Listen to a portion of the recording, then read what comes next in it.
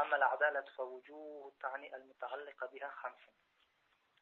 Adolatda aytdik dedi. Endi adolatidan odamni 5 ta tarafidan ta'na yetadi dedi. Adolatdan 5 jihatdan odam aybli bo'lib qoladi demoqchi.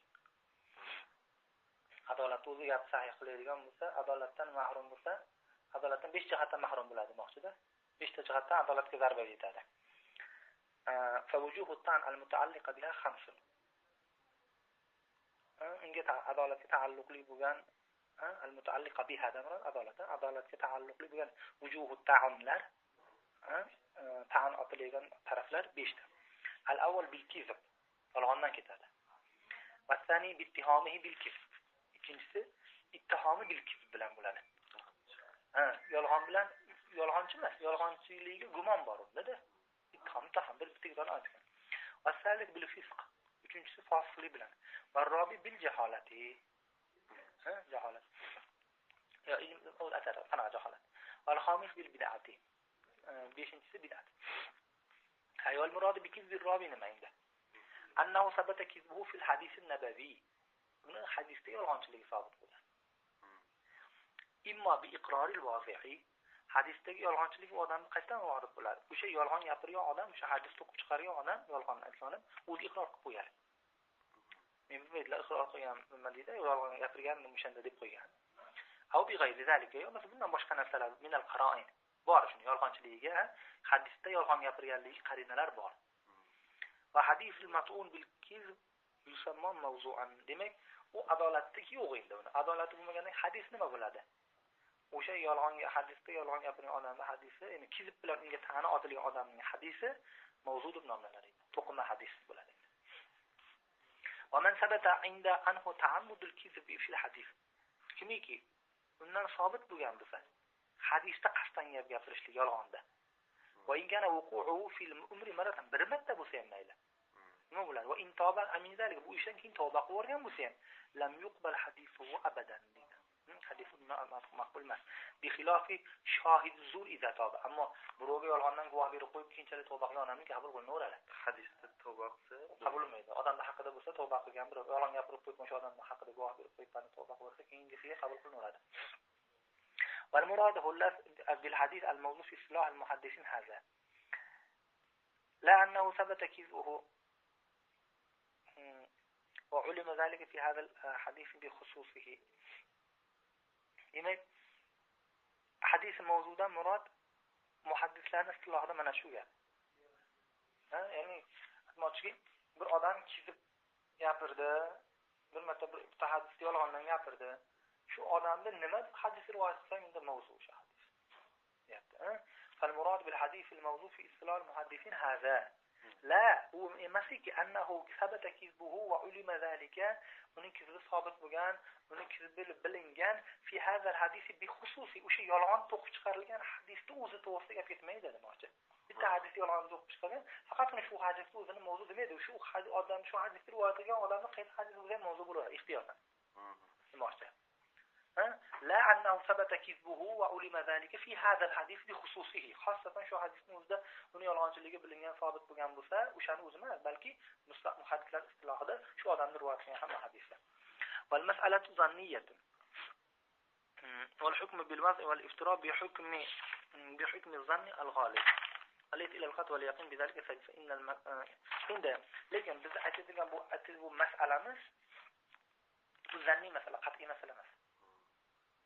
Çünkü bitta hadisda yolg'on gapirgan. Degan shu bitta hadisda yolg'on gapirganligiga biz maqtur qolganlarida endi gumon paydo bo'ldi-da. Masalan, narigilarda biz mavzuda hukm chiqarib turganligimiz bu lekin emas, qat'iy emas. Bu nima bu? Zanniy narsa bu. Va al-hukm bil waz'i wal iftira, demak keyingi hadislarni mavzuda hukm chiqarishligimiz, iftiro qilgan bu, yolg'ondan to'qib chiqargan bu deyishligimiz, bi hukmi zannil g'olib, g'olib gumonining hukmi bilan bo'lyapti bu. G'olib gumonimizga ishonib turib biz aytyapmiz. Nimaga? Valaysa ila al-qat'i wal yaqin bi zalika sabilun. Bitta bir joyda yolg'on gapirganlik bilan narigilarga hadislarni ham yolg'on gapirgan deb turib qat'iy yaqinan hukm chiqarib olishlikka bizga yo'l yo'q. Nimaga? Fa innal katuba qad yasduq. Chunki g'it yolg'onchi ham gohida to'g'ri gapiradi. Bu bo'lishi mumkin. وبهذه يندفع ما قيل في معرفة الوضع بإقرار الواضع أنه يجوز أن يكون كاذبا في هذا الإقرار. صدقه بغالب الظن ولولا ذلك لما صار قتل المقر بالقتل ولا رجم المعترف بالزنا فافهم.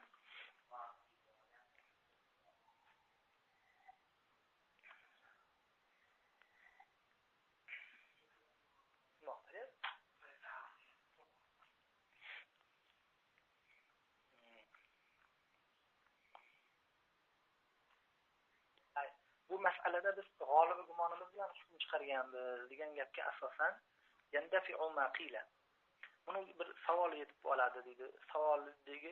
Savolga shu gap javob bo'lyapti go'yo. Yandafi'u shu narsa daf bo'ladi. Ma qila fi ma'rifatil was'i bi iqraril waqi'i.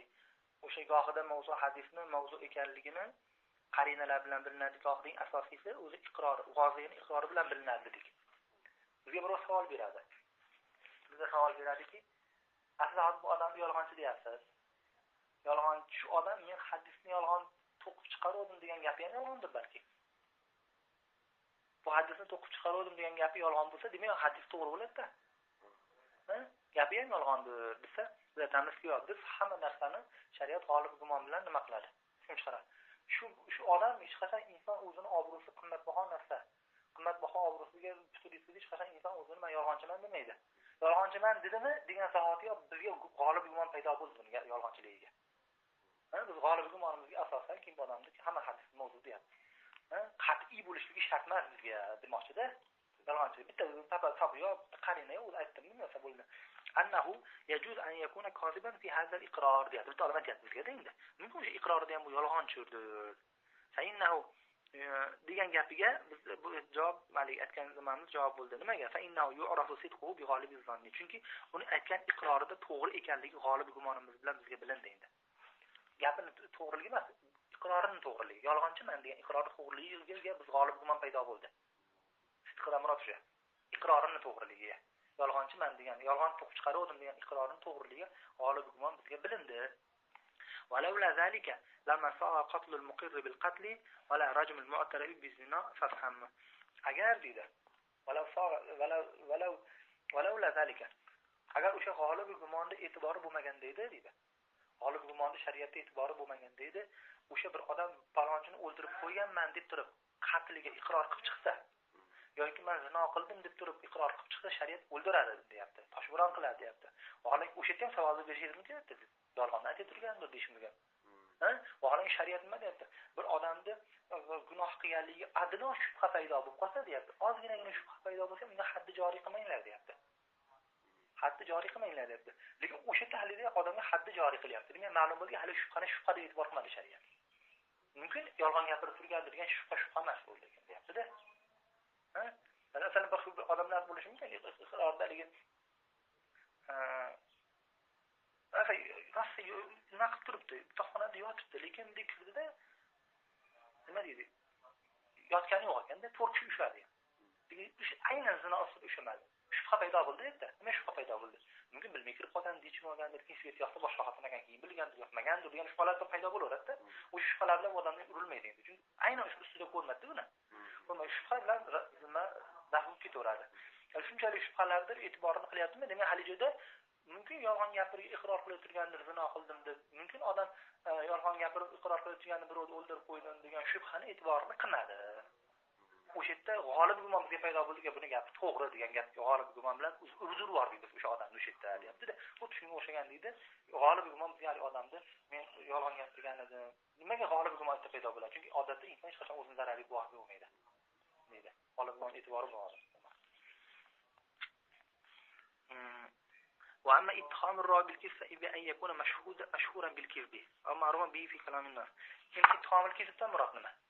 Kizibdan murod hadisdagi yolg'onchilik. Ittihomi kizibdan murod odamlar ichida yolg'onchi deb mashhur bo'lgan odam. Bu odam muttaham. Yolg'on hadisda yolg'on gapirmagan lekin u. Hadisda yolg'on gapirgan sobit bo'lib, kizib bo'lib qoladi u. Bundan boshqa ishda yolg'onchilik bilan mashhur bo'lib qolgan bo'lsa, odam muttaham bil kizib bo'ladi. Mashhuran bil kizb va ma'rufan bihi fi kalam an-nas va lam yasbut kizbuhu fi al-hadith an-nabawi deyapti. Hadis nabaviyda kizib sobit bo'lsa, bu mavzu ketadi.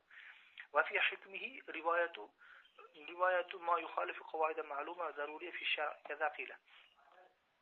حكمه وفي حكمه رواية ما يخالف قواعد معلومة ذره خبر مقدم مبتدا رواية ما في حكم حديث الراوي المتهم بالرواية ليش المنظر وهي أصول يعرفها المؤمر هو أنه ففي حكمه كل حكمنا عنده متهم بالكذب متهم رواية ما يخالف قواعد معلومة ضرورية في الشرع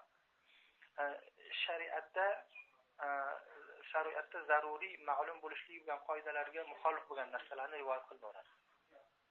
Ya'ni usulda boshqa narsalarni rivoyat qilinadi demoqchi. شريعة رواية أصول الشرع الضروري تركت روايته دي رواية ما يخالف حكمه وفي حكمه رواية ما يخالف ترتيب قد تكرر وفي حكمه رواية متهم بالكذب رواية كحكم ده كان دياتا متهم بالكذب رواية حكم ده bir odamiki rivoyatu ma yuxolif qoida ma'lum zarur fi shara shariatda zaruriy ma'lum qoidalarga muxolif bo'lgan narsalarni rivoyat qilgan odam rivoyati degan ekan. Ya'ni shariatda ma'lum bo'lgan odam, ma'lum bo'lgan, mashhur bo'lgan, hamma bilgan narsaga teskari rivoyat qilgan odam hukmi bilan buni hukmi bitta degan ekan. Va fi hukmihi rivoyatu ma yuxolif qoida ma'luma zarur fi shara shariatda zaruriy ma'lum hamma bilgan qoidalarga muxolif bo'lgan narsani rivoyat qilgan odamning hukmida ekan buni hukm rivoyatni hukmi ham demoqchi.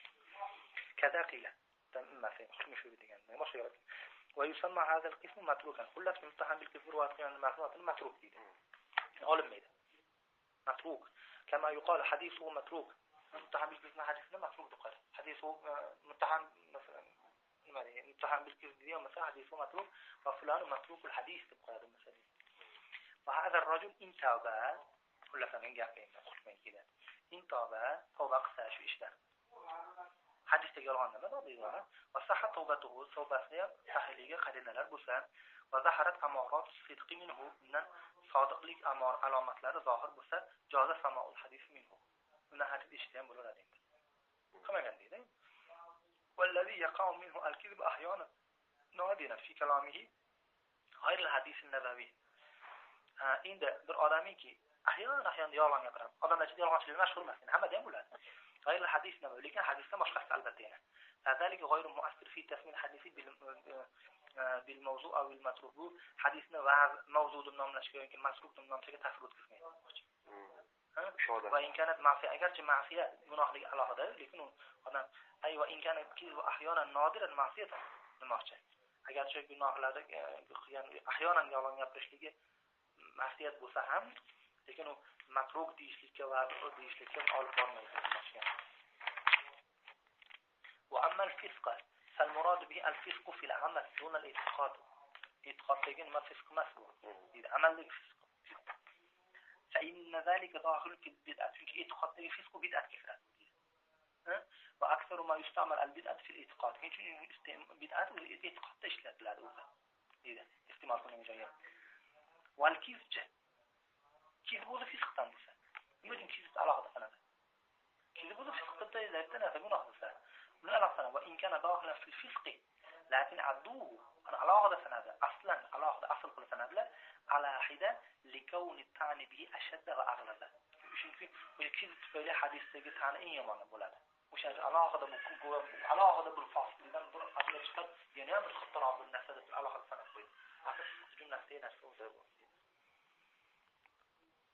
الفسق في الأمر وهذا الثالث من أسباب التعمي كالزنا مثلا شرب الخمر الغيبات قتل الناس بغير حق وغير ذلك من الكبائر ومثال الفسق في الإتقاد فنقول الإتقاد متابع عليك رابطي لك خروج حوارج لك وغير ذلك ويسمى حديث المتؤم بالفسق منكرا منكر حديث تسا يفصل ليشن قبل قلنا الحديث دي أمولاده وكذا حديث من فحش غلطه أو كثرت غفلته يسمى منكرا إنما لا يشترط قيد المخالفة